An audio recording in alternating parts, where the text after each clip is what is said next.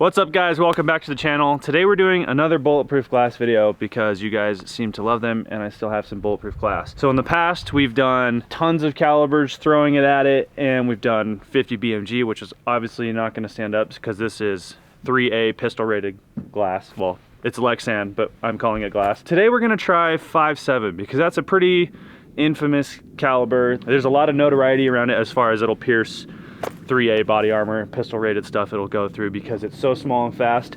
We're gonna find that out in specific to this Lexan. If you don't know what 5.7 is, it's that. So here's some 9mm next to 5.7. It's a really small round and it goes really fast. So most of the conversations about 5.7 being like piercing body armor is in regards to Kevlar because it's woven. And so it's such a small round, it can find its way through the weaves, and it's hauling ass. So things that would normally stop something like that wouldn't. We're gonna try it with the Lexan because it's a little bit different of a medium than the Kevlar, which is where most of, if not all of, the notoriety comes from. So these are our bulletproof panels we're gonna use today. As you can see on this one, this was like the FDIC whatever thing. These are old bank teller windows. They're 3A pistol rated. We've tested with them before. I have personally stood behind them and got shot at by 9mm. So I know it works, but we're gonna do a test piece to show you it works, and then we're gonna save this piece just for 5.7. So we're gonna do some 9mm to start out with because this is the most common caliber, and we're gonna shoot it out of, this is my CZ P10C, cleared, no mag. This is what I carry every day. The gun code did this gun up for me. It's got a Trijicon RMR. I love this gun.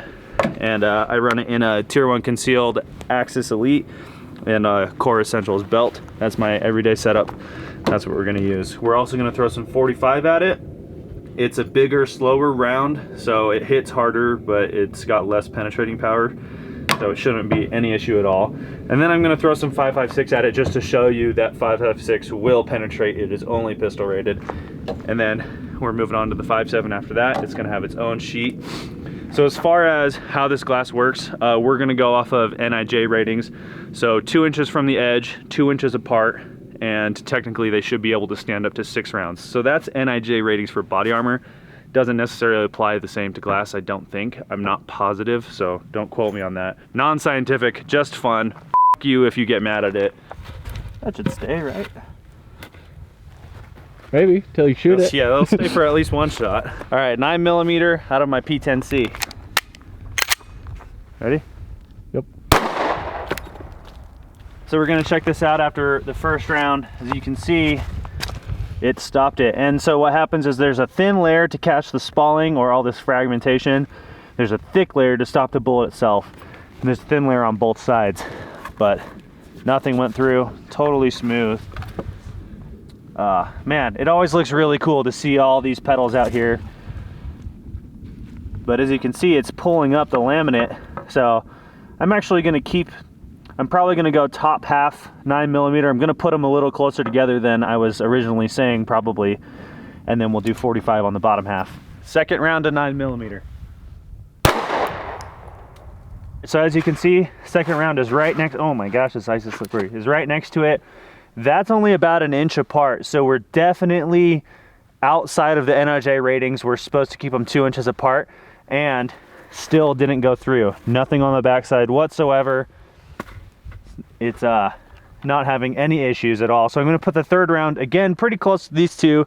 We're testing it past the ratings for regular armor. So let's do the third shot. Third shot of 9mm. So third shot, all of these are within an inch of each other. So way outside of the standards of ratings, way closer together, and it still did not go through. As you can see, it is starting to crack the thick piece of Lexan because it's taking so many shots to the same spot, but it still hasn't gone through. So we're gonna flip it over and send a few rounds of 45 at it on this top half, see what happens. And now we're moving on to some 45 out of my Rock Island 1911 double stack Tac Ultra.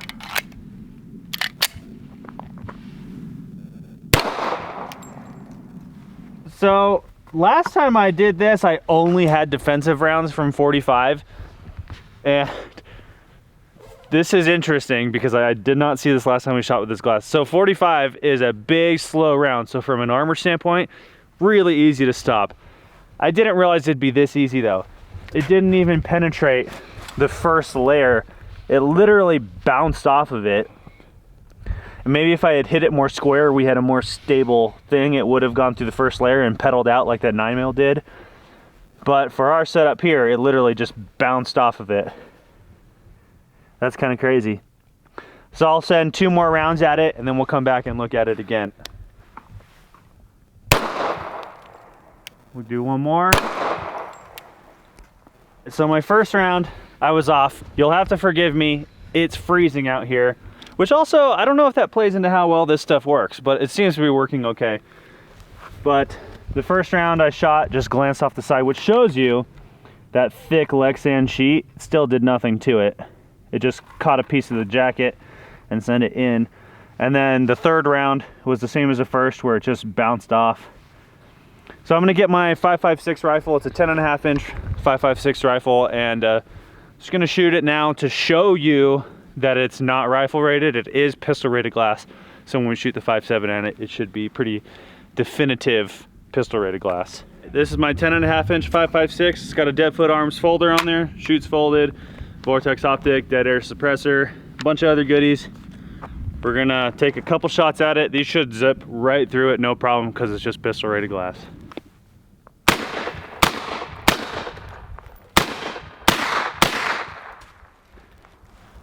That should be plenty to show you that it just goes through it. Let's go check it out. After shooting it with the rifle, it's pretty clear that it is doing a lot more damage. And oh my gosh, it didn't go through the second sheet. That's impressive. Well, I don't know what to say about that. This did better this time than last time, but it still made it through the thick layer. And just because you can feel the bulge right here, so it made it through the thick layer. It just didn't penetrate through this last layer. Yeah, I don't know what to say. I wasn't expecting that, to be totally honest, but it does show you that the 5.56 is a lot more devastating of a hit to this glass. So now let's try 5.7 and see what it does. We'll do it on a fresh sheet. The only thing I can think of is last time I shot it with a 16-inch barrel. This time it's a 10.5 inch barrel, so I'm not a scientist, so don't quote me on this, but maybe that's a good example of loss of muzzle velocity going to a shorter barrel.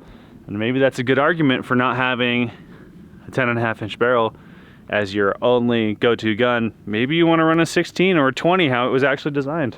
I don't know. I don't know science. All right, this is our fresh sheet of Lexan. Throw it up here, and we're only gonna shoot 5.7 at it. See what happens. So with 5.7, you'll notice that these do have a ballistic tip and they are hollow points. It is really hard to find anything besides hollow points. That's why we're doing it with this round. If someone knows of somewhere I can buy some full metal jacket or steel core, tungsten core, I don't know what they make for this, but anything other than hollow points, I haven't been able to find at my local shops. I know it exists, I just haven't found any locally, so that's why we're using hollow points. We're gonna look at it after each shot. We're gonna do 3 shots. All right, let's go take a look. So as you can see, I haven't looked at the back yet, but from the front, that is quite a bit more devastation than the 9mm. It has clearly gone into the thick sheet of Lexan. It hasn't come out the back, so not as bad as 5.56. Kind of what you'd expect, not as bad as a rifle, but worse than a regular 9mm handgun. So let's throw a few more shots at it. I'll do 2 more like single shots that we look at, and then maybe I'll send a couple real close together to see if we can get it to get through. Shot number 2. Shot number 2 from the front looks about the same. It's impacting a lot harder than the 9mm. Not going through the back, still smooth on the back, but you can see it is getting into the thick piece of glass, which the 9mm and the 45 didn't do at all. I think that's good enough as far as individual shots. I think I'm gonna send 3 rounds at it, pretty close together, back to back, and then we'll come look at it. And I'm also, on top of that, I'm gonna try to get pretty close to those existing ones. I just wanna see if I can get it to break. 3 shots, pretty close together, back to back.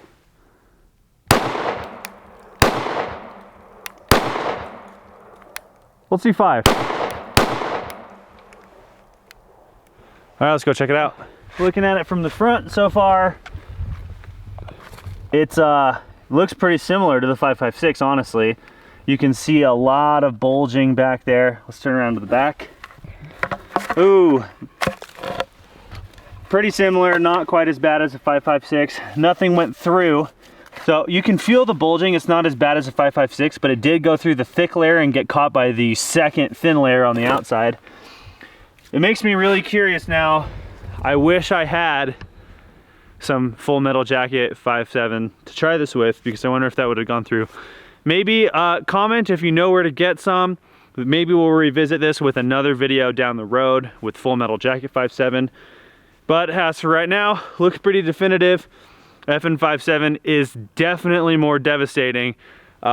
Maybe I need to try it with some Kevlar soft armor and see what happens there, because after this, I think the rumors might be true. I will say, I have done some armor testing with a company that was local here, and they were stopping 5.7 with their soft armor. The only one I've ever seen a video of doing that. That's it for now. Check out our other channel, Power Cult. We do lots of car stuff on there. We're giving away a Cadillac CTS-V on that channel, so hop over there, check out some of those videos, get entered to win. Go hit the Patreon below, because this channel is completely demonetized. YouTube does not like gun videos, so the only way I can continue to do videos like this is from Patreon supporters and from companies like Rock Island, Tier 1 Concealed, Core Essentials, The Gun Co. People that send me products and guns to test things with. So like the video, share with your friends, subscribe to the channel. We'll see you on the next one.